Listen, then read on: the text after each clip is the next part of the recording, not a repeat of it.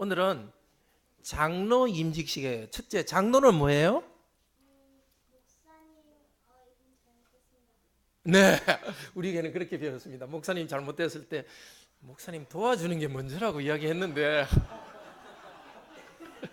너무 잘했어요. 예. 그리고 교인들도 잘하세요 하고 잘못했을 때 도와주는 거. 예. 그 일을 하는 게 장로님입니다. 취임식은 뭐예요? 취임은 지금부터 장로님으로서 이 일을 한다는 식이에요. 그러니까 우리 성도님들과 목사님들을 격려하고 잘못됐든 그렇게 하지 마세요 하는 일을 할 장로님이, 성함이 누구죠? 김정권, 따라해 봅시다. 김정권 장로님. 네, 김정권 장로님께서 아주 친절하고 좋으시죠? 앞으로도 여러분에게 얘들아 이렇게 해야 된다 하고 따뜻하게 여러분을 가르치고 잘못할 때는 그렇게 하지 말라는 말도 해주실 거예요. 오늘부터 이제 취임합니다. 그런데 오늘 우리 목사님께 내 몸에도 예수의 흔적을 이름으로 설교할 거예요.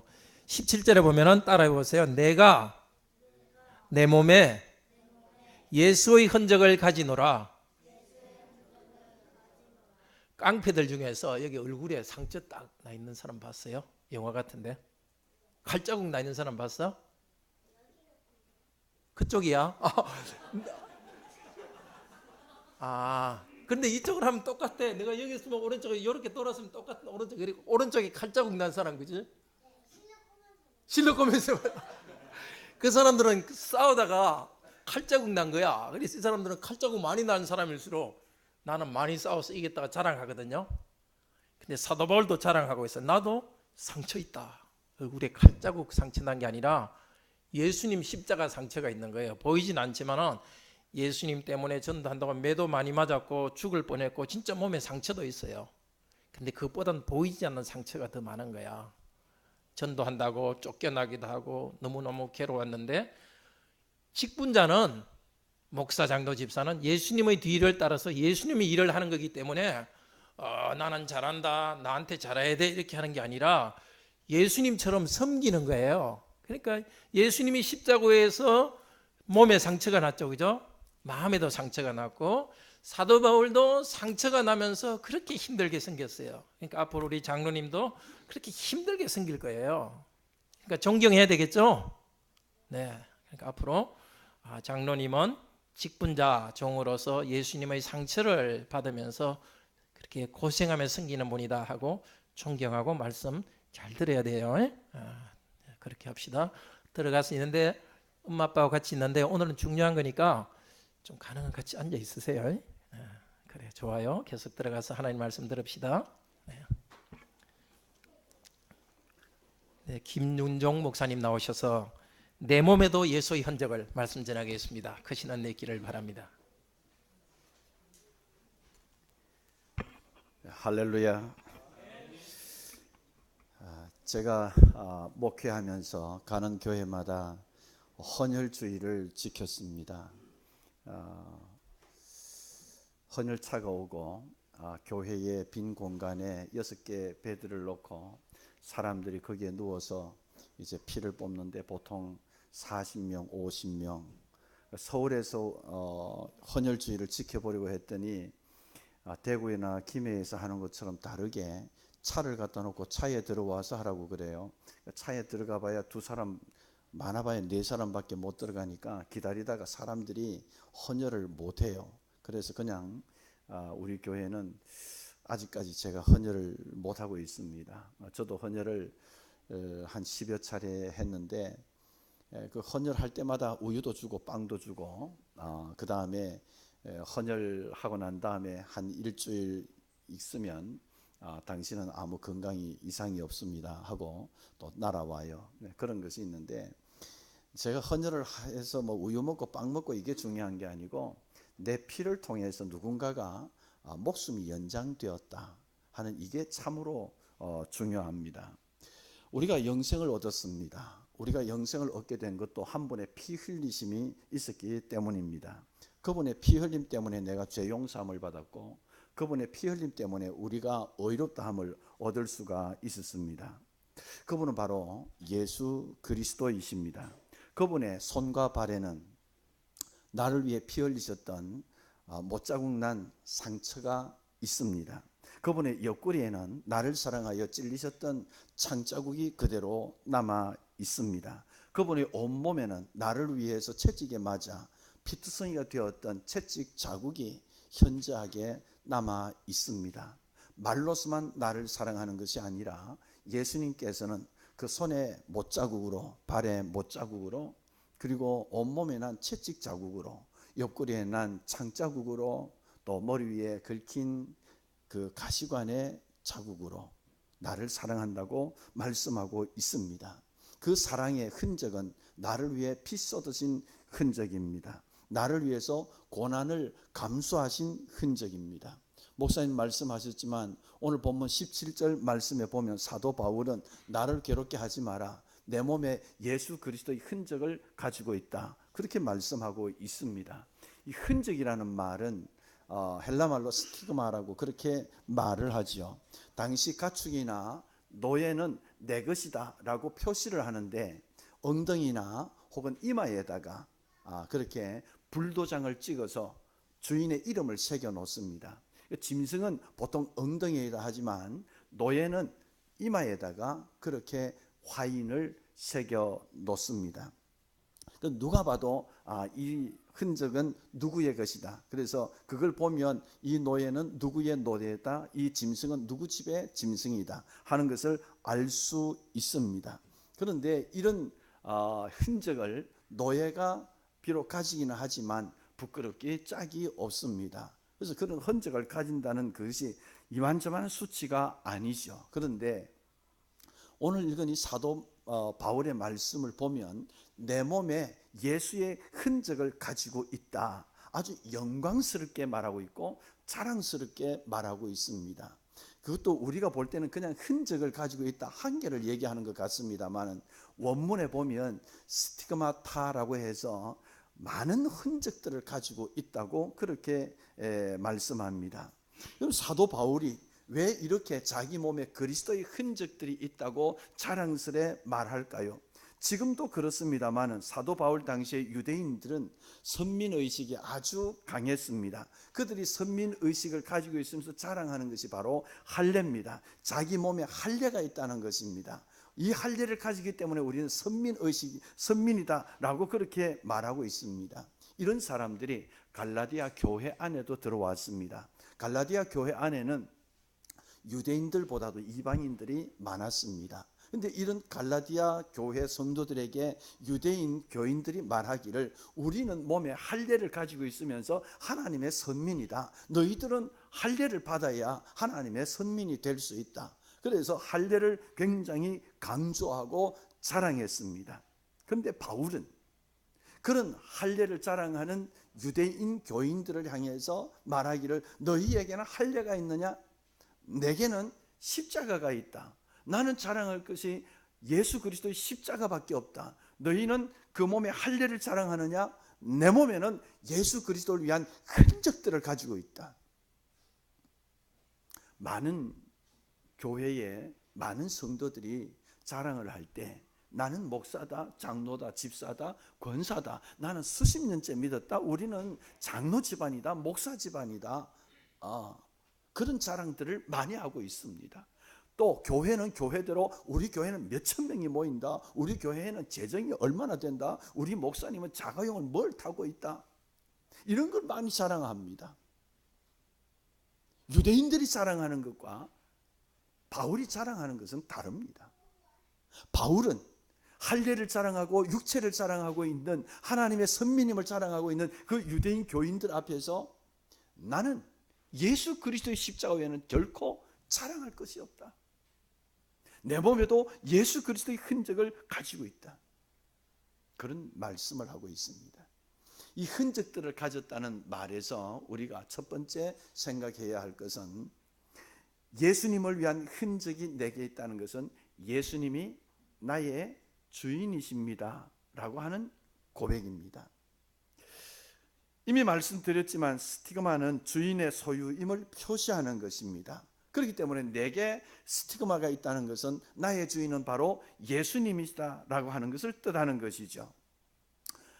이 자리에 있는 사랑하는 주의 백성 여러분, 예수님이 나의 주인이심을 믿는 분은 아멘 합시다. 할렐루야. 내가 예수님이 나의 주인이심을 고백할 때 우리의 주님께서 대단히 기뻐하실 줄로 믿습니다.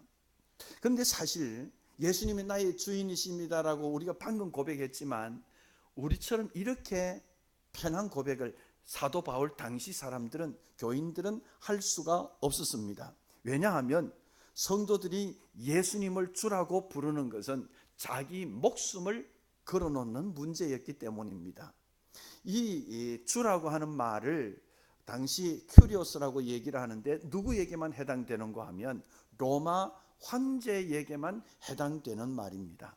그렇기 때문에 큐리오스라는 이 말을 로마 황제 외에 다른 사람에게 붙인다면 그것은 바로 반역하는 것이고 배반하는 것입니다. 그런 사람들을 가만두겠습니까? 잡아다가 죽여버리는 것이죠. 그런데 우리 교인들이 길을 가는데 로마 군병들이 아무나 잡아놓고 예수가 주냐 황제가 주냐라고 물었을 때에 예수 믿는 사람들은 로마 황제가 아닌 예수에게만 큐리오스라는 말을 쓰기 때문에 그 자리에서 창에 찔려 죽고 칼에 찔려 죽어도 말할 수가 없습니다. 그러니 금방 우리가 쉽게 예수님이 나의 주인이십니다, 아멘, 이런 고백하고는 질이 다릅니다. 생명을 걸어놓고 예수님은 나의 주인이십니다 라고 그렇게 고백할 수 있는, 그래서 이 유대인 교인들은 내 몸에 할례를 가졌다고 자랑하고 우리는 하나님의 선민이라 자랑하고 자기들의 조상인 아브라함을 자랑하고 그렇게 하는데 사도 바울은 그런 것을 자랑하지 않고 내가 자랑할 수 있는 것은 십자가밖에 없다. 내가 자랑할 수 있는 것은 내 몸에 예수의 흔적을 가지고 있는 것이다. 나는 살아도 주를 위해 살고 죽어도 주를 위해서 죽는다. 나는 그리스도의 종이다. 사는 것도 죽는 것도 다 주님의 뜻이다. 그래서 로마서 14장에 보면 그런 고백을 하죠. 우리 중에 누구든지 자기를 위하여 사는 자도 없고 자기를 위하여 죽는 자도 없도다. 따라합시다. 우리가 살아도 주를 위하여 살고 죽어도 주를 위하여 죽나니 그러므로 사나 죽으나 우리가 주의 것이라. 아멘. 오늘 임직하시는 취임하시는 우리 장로님 내외분 자랑할 것이 참 많은 분이에요. 보니까 우선 인상부터가 두 분이 아주 온화해요. 난 처음 들어서면서 목사님 오신 줄 알았어요. 근데 또 교수였거든요. 교수는 최고의 학부를 자랑하잖아요. 최고의 학부를 자랑하잖아요. 근데 정말 자랑할 것이 뭐가 있을까? 우리 장로님 네 분이 고백할 것은 예수 그리스도만이 나의 주인이십니다. 나는 주님의 소유입니다. 내가 비록 땅에서 이러이러한 삶을 살았다고 할지라도 나는 주님의 뜻에 따르겠습니다. 확실하게 나의 주인은 예수님이심을 고백해야 합니다. 그 다음에 내 몸에 예수님을 위해서 흔적을 가졌다는 것은 예수님을 위해 일했다는 흔적을 말하는 것입니다. 바울은 예수님을 만난 뒤에 예수 그리스도의 종이 되어서 이 복음을 전하기 위하여 부르심을 받은 자답게 그는 주님의 뜻을 이루는데 전 생애를 바치며 살았습니다. 그 몸에 예수의 흔적을 가졌다는 말은 예수님을 위해서 내가 마치 노예처럼 일했다는 것입니다. 종처럼 일했다 하는 것입니다. 세상 사람들 몸에는 두 가지 흔적이 있습니다. 하나는 죄의 흔적이요, 다른 하나는 예수님의 말씀을 따라서 산 흔적입니다. 바울이 가지고 있는 이 흔적들은 복음을 증언하면서 받았던 핍박의 흔적들입니다. 사도행전 14장 19절 이하에 보면 갈라디아 지방의 한 성인 루스드라에서 사람들이 바울들의 복음을 전한다고 돌을 던졌습니다. 바울이 그 돌에 맞아서 쓰러졌을 때, 피투성이가 되었을 때 그만 죽어버렸습니다. 그래서 사람들은 바울이 죽은 줄 알고 루스드라 성 밖에 내던져 버렸죠. 하나님께서 은혜 가운데 살려주셔서 다시 루스드라 성으로 들어가 복음을 전하는 것을 볼 수 있습니다. 나는 죽어도 주님의 것이기 때문에 복음을 전하다가 죽겠다는 것입니다. 피투성이가 되어서 마치 죽은 것처럼 되어 성 밖에 내쳐졌지만 그래도 내가 할 일은 복음을 전하는 것이다. 그래서 루스드라 성으로 다시 들어가는 거 볼 수 있죠. 고린도후서 11장 22절 이하에 보면 이 복음을 전하다가 얼마나 수없이 매를 맞았는지, 유대인들에게 40에 하나 감한 매를 5번 맞았다 그랬습니다. 40에 하나 감한 매는 39대를 말하죠. 39대 우리로 치면은 곤장을 맞는 것인데 그 당시에 이 40대는 최고 형량이었습니다. 근데 이 최고 형량 40대를 때리고 나면 더 이상 벌을 줄 수가 없기 때문에 39대까지만 때리고 한 대는 치지 않는 것입니다. 그리고 그 다음에 또 39대를 치는 것이죠. 피투성이가 되는 것입니다. 그런 일을 5번이나 했다는 것입니다. 또 태장으로 3번 맞고 돌로 맞고 3번 파선하는데 일주일을 기품에서 지냈고, 광야의 위험과 바다의 위험과 또 거짓 형제의 위험을 받고 잠자지 못하고 줄이고 목마르고 헐벗고 이런 수많은 흔적들을 가지고 있었습니다. 그 흔적들이 전부 그리스도를 위한 흔적이었다 하는 것입니다. 자기를 위해서, 자기가 잘 살기 위해서 한 흔적이 아니라는 것이죠. 내게는 정말 내가 주님의 소유된 주님의 사람이라면 내 자신을 위해 일한 흔적이 아니라 주님을 위해 일한 흔적이 필요하다. 6.25 때 그런 일이 있었다고 그러죠. 목사님 한 분이 지역 유지들과 함께 공산군들에게 붙들렸습니다. 갑자기 후퇴를 하게 된 이 공산군들이 밤중에 붙잡아 놓은 사람들을 전부 불러내가지고 이제 이 사람이 부르주아인지 아닌지 그걸 확인을 하는데 불을 켤 수가 없으니까 손을 만져보는 것입니다. 손을 만져서 손이 거칠면 이 사람은 노동자구나. 그래서 동무하고 보내주고, 손이 곱고 그러면은 이 사람은 부르주아구나. 처형을 시켜버렸습니다. 목사님 순서가 되었습니다. 때마침 목사님은 성전 건축을 직접 하다가 붙잡혀 왔기 때문에 손발이 아주 투박했습니다. 거칠었습니다.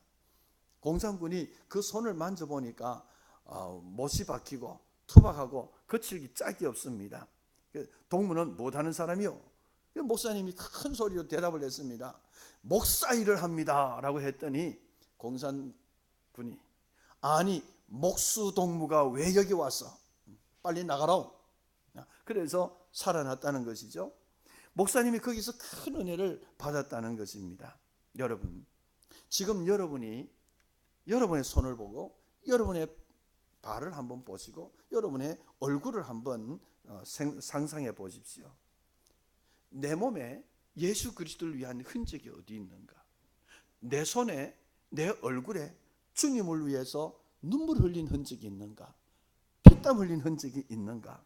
한번 살펴보시죠. 주일학교 교사로서 어린 아이들을 가르치기 위해 아침을 굶다시피 하고 나온 흔적들이 있는지요.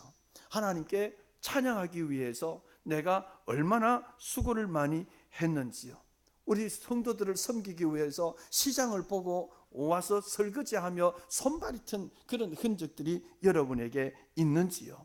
복음을 전하기 위해서 온갖 수모를 당하면서도 나아가 예수를 전하고 외친 흔적들이 있는지요. 저희 교회는 목요일마다 나가서 전도를 합니다. 한 30여 명 나와서 전도를 하는데 우리 장로님도 가시고 집사님도 권사님도 가시고, 그래서 복음을 한 5군데서 터를 잡아놓고 이렇게 합니다. 그 복음을 전하면서 어떤 사람들은 참 기쁘게 받아들이지만 어떤 사람들은 대놓고 무시합니다. 그럼에도 불구하고 그들은 나가서 복음 전하기를 아주 기뻐합니다. 즐거워합니다. 그리고 돌아와서 전도 보고를 합니다. 이런 일이 있었습니다. 어떤 때는 개무시당한 얘기도 합니다. 그럼에도 불구하고 이 복음을 전하러 가는 것입니다. 왜요? 주님의 사람이기 때문에.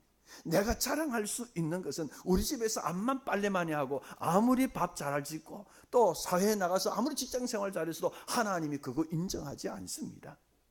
주님을 위해서 일하는 자. 내가 직장에 나가서 사회에 나가서 가정에서 일을 하더라도 그것이 주님을 위한 것이라면 주께서 인정하실 것입니다. 오늘 취임하는 장로님에게는 교회를 위해서, 우리 주님의 백성들을 위해서 가진,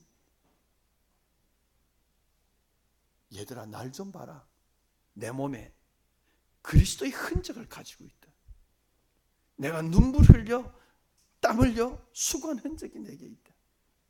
이 교회를 위해서 무릎 꿇고 기도한 흔적이 여기 있다. 보라고 할 수 있을 것인지.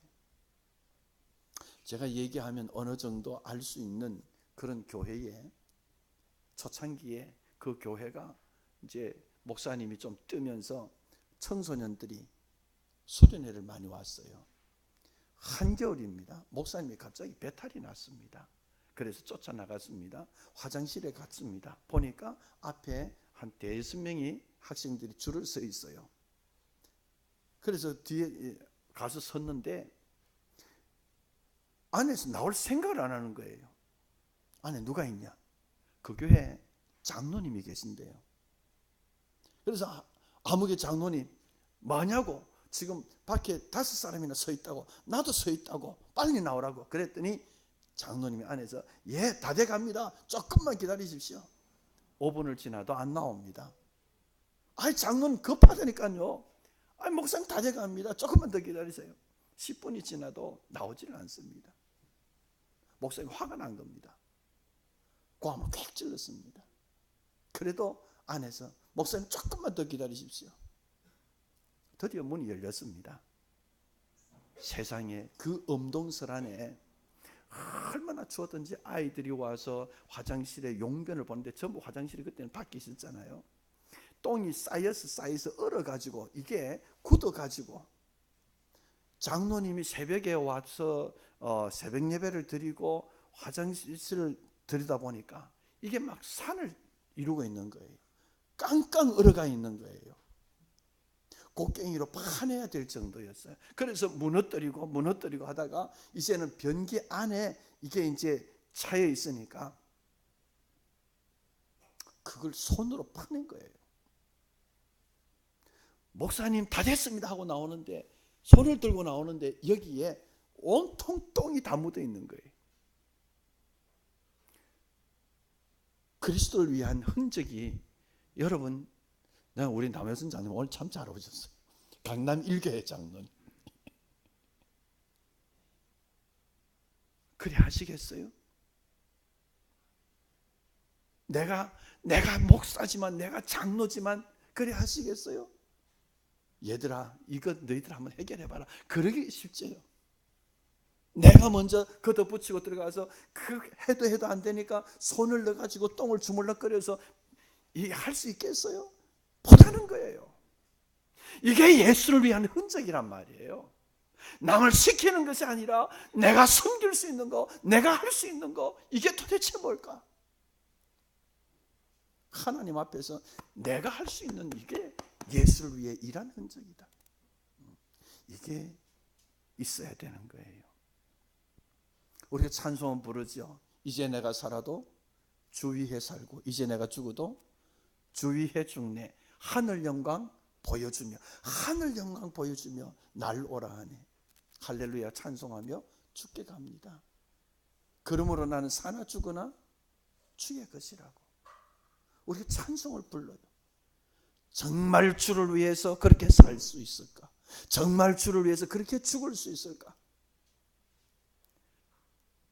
관악교회 초대 장로님으로 취임을 하시면서 철저하게 내가 자랑할 것은 교수직도 아니고 인물도 아니고 가문도 아니고 예수님의 십자가만 자랑하는, 예수님이 나의 주인 되신 그 주님의 사람으로서 고백하고, 그리고 말만 그런 것이 아니라 주님을 위해서 일한 흔적을 내가 가지고 있어요.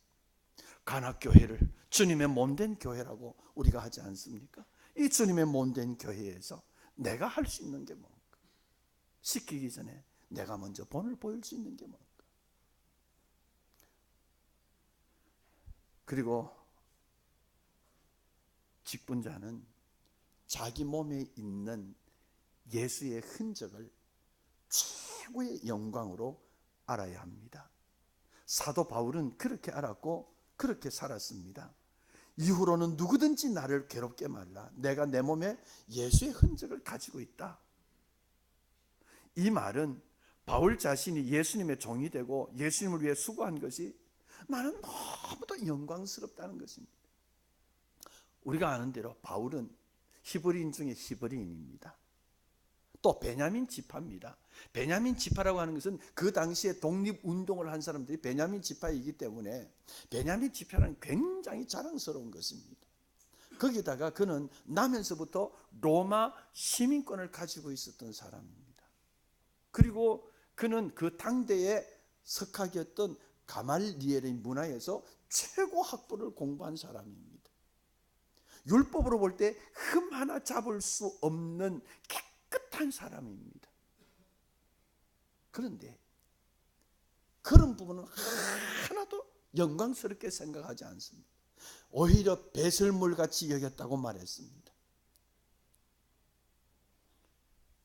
바울은 자기 몸에 있는 이런저런 예수의 흔적을 최고의 영광으로 알았기에 그것을 자랑스럽게 말하고 있습니다. 갈라디아 교회 성도들에게 하는 말입니다. 너희는 육체의 할례를 가지고 자랑하느냐? 그런 것 가지고 자랑하지 마라. 나는 주를 위한 흔적을 가지고 있다. 내가 자랑할 것은 예수님의 십자가밖에 없다. 너희들이 그런 걸 자랑할 때마다 내가 괴롭다. 내가 괴롭다. 왜? 너희도 예수님의 십자가를 통해서 구원을 받았고 나도 예수님의 십자가를 통해서 구원을 받았는데 왜 너희들이 그런 육체를 가지고 자랑하느냐? 우리는 그런 것 가지고 자랑하면 안 된다. 괴롭다. 예수님을 위한 흔적만 가지고 말하고 있습니다. 장로라는 직분을 가졌다고 장로가 자랑스러운 것이 아닙니다. 집사, 권사 이런 직분을 가졌다고 해서 내가 자랑스러운 것이 아닙니다. 정말 내가 장로가 되기 전에, 집사가 되기 전에, 목사가 되기 전에 내게 주님을 위해 일한 흔적이 있는가? 내가 주님을 위해서 피 쏟은 흔적이 있는가? 주님의 몸에는 나를 위한 흔적들이 수도 없이 머리부터 발끝까지 많은데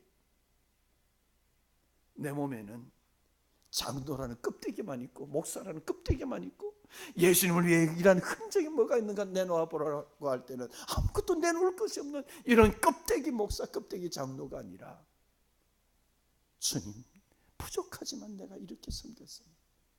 주의 복음을 전하다가 내가 이렇게 무시를 당했습니다. 얼굴에 침뱉음을 당했습니다. 내가 주님을 섬기다가 내 몸에는 이런 흔적이 남아있습니다. 그런데 어떻게 하는 것이 주님을 위한 일한 흔적이 될까요? 여러분 성경을 한번 찾아보겠습니다. 골로새서 1장을 한번 보시죠. 골로새서 1장. 골로새서 1장. 그 조금 뒤에 있으니까요. 같이 읽겠습니다. 1장 24절입니다. 같이 봉독합니다. 시작.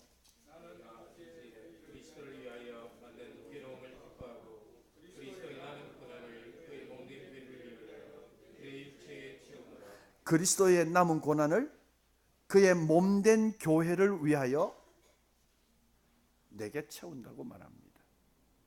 주님의 교회를 위해 일한 것이 그리스도를 위한 흔적이라고 말하고 있습니다. 우리가 그리스도의 사람이 되었다고 하면 주를 위해 일한 흔적이 있어야 되지 않겠는가? 주님의 교회를 위해서 일한 흔적이 있도록 헌신하고 봉사해야 하는 것입니다.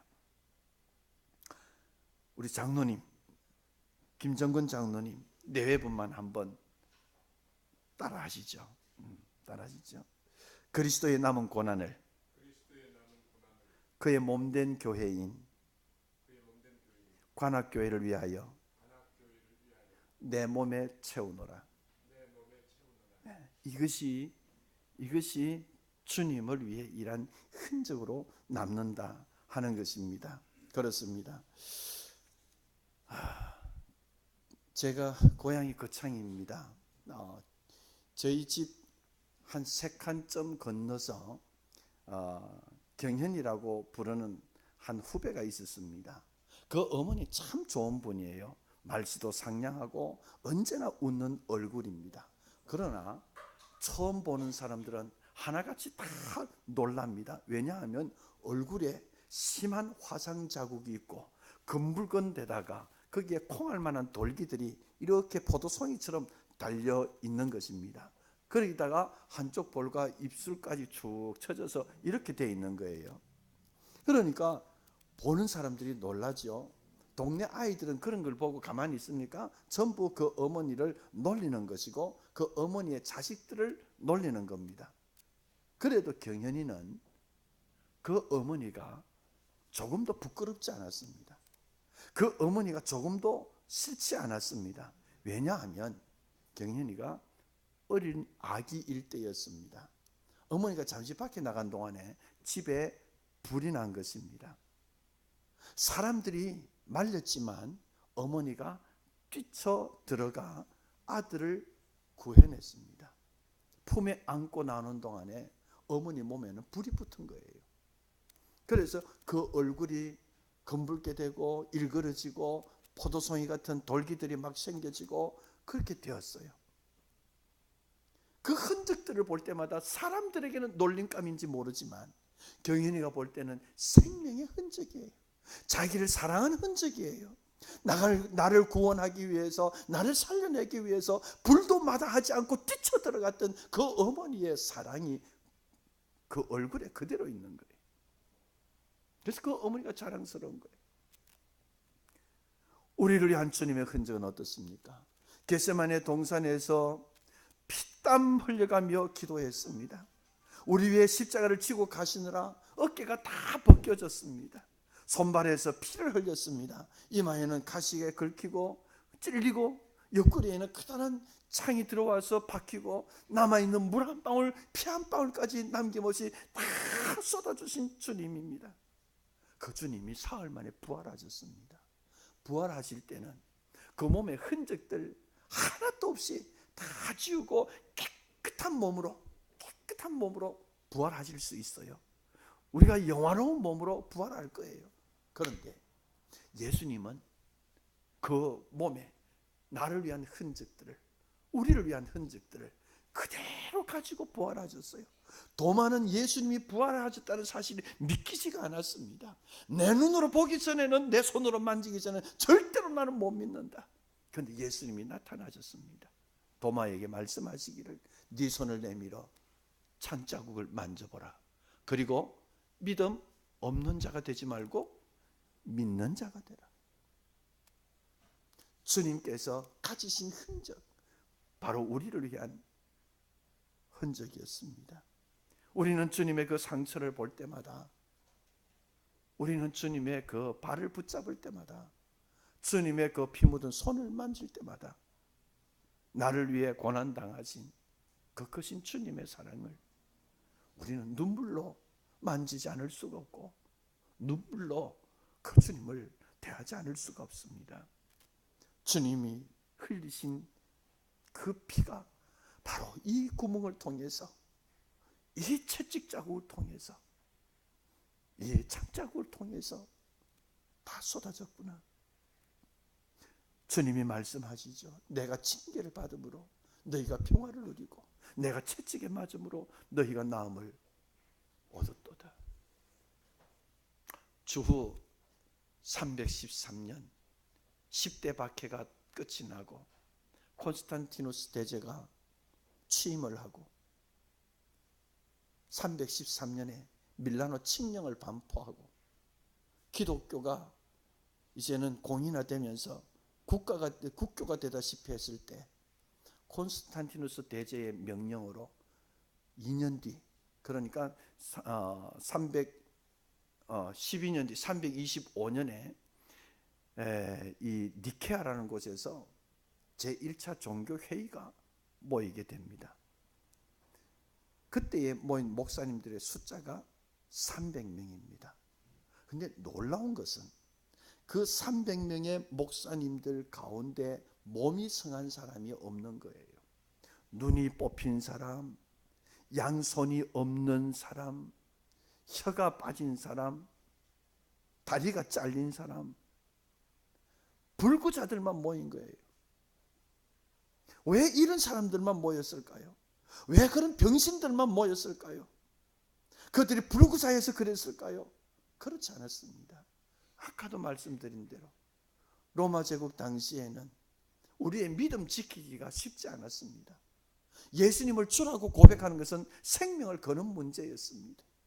그 진리를 지키기 위해서, 그 믿음을 지키기 위해서 로마의 군병들 앞에 그들은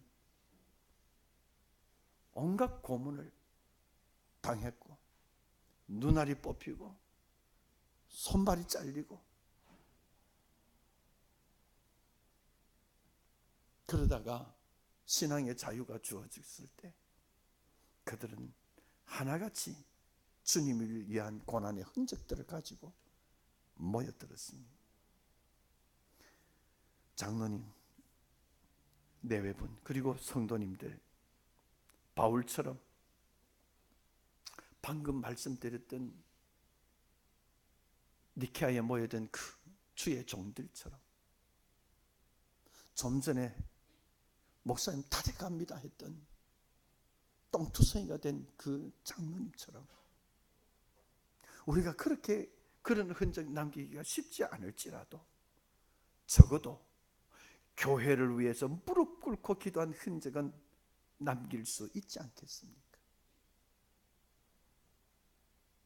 신앙생활을 할까 말까 하는 한 영혼을 붙잡고 얼굴에 눈물 쏟은 흔적은 남길 수 있지 않겠습니까? 주님이 피 쏟아 산 관악교회를 위해서 열심히 일한 흔적은 남길 수 있지 않겠습니까? 어린 영혼을 말씀으로 양육하기 위해서 어미의 심장으로, 아비의 심장으로 해산의 수고를 한 흔적은 남지 않겠습니까? 여러분의 손발을 보시죠. 여러분의 무릎을 보십시오. 기도의 흔적이 있습니까? 눈물의 흔적이 있습니까? 주님 때문에 복음 전하다가 핍박당하고 고난을 당하십니까? 괴로움이나 힘든 일들을 당하십니까? 바울은 내 몸에 있는 예수의 흔적을 내놓습니다. 그 흔적을 내놓기 전에 그는 먼저 예수 그리스도의 십자가 외에는 자랑할 게 없다. 예수님의 그 십자가 흔적처럼 내게도 흔적이 있다. 주를 위한 흔적이 있다. 너희들은 육체의 할례를 자랑하느냐? 나는 주님을 위한 흔적을 자랑하느냐? 너희는 껍데기를 자랑하느냐? 나는 내 몸에 있는 이 흔적을 내놓겠다. 주님을 위한,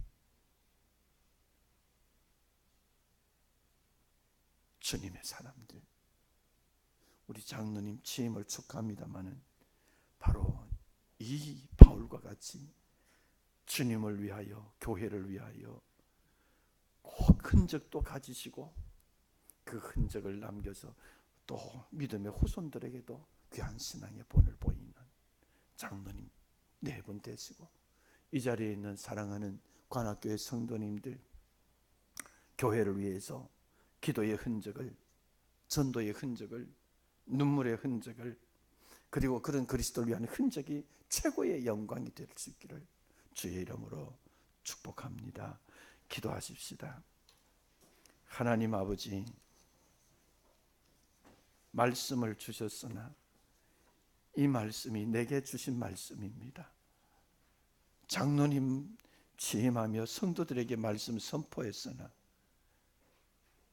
말씀 앞에 부끄럽기 짝이 없습니다. 하나님께서 긍휼히 여기시고 부족한 종이나 오늘 취임하는 장로님 네 분이나 이 자리에 고개 숙인 모든 주의 사람들, 육체를 자랑하지 않고 그리스도 십자가, 나를 위해 피 쏟으시던 그 주님의 십자가를 자랑하고 그 주님을 위해 일하며 내 몸에도 예수의 흔적이 있노라고 자랑할 수 있는 주님의 사람들이 되게 하여 주옵소서. 예수님 이름으로 기도합니다. 아멘.